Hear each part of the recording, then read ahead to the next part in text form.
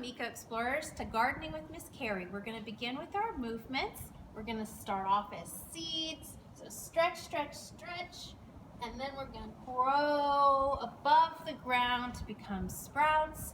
And then we're going to reach for the sun to become plants.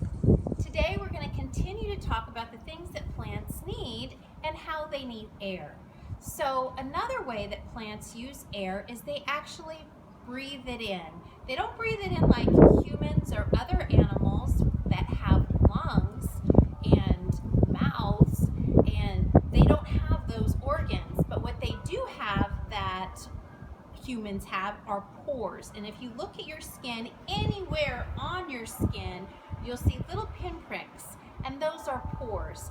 And plants on their leaves and their petals and their stems also have pores called stomata, where they take in carbon dioxide and oxygen, and during the day when there's light, they breathe out oxygen, keeping the carbon dioxide and a little bit of the oxygen for its process of photosynthesis, which is how it makes its food.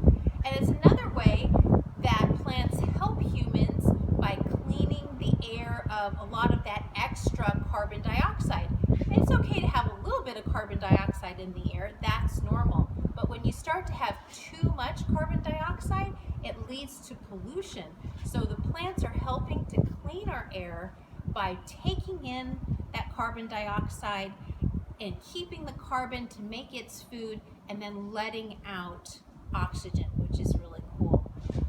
Our sign for today is going to be more. This is the sign for more, because our plants help us more and more.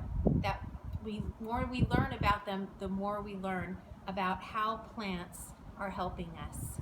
So to end our time together, we're going to do our eco challenge.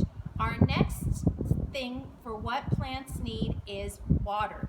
They need light, air, water, and nutrients. So water is the next thing we're going to talk about. I want you to, when you're out and about in your area, look up at the clouds.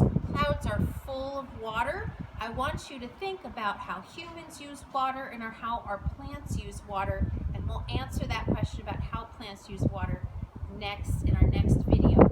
So to end our time, I want you to make your trunk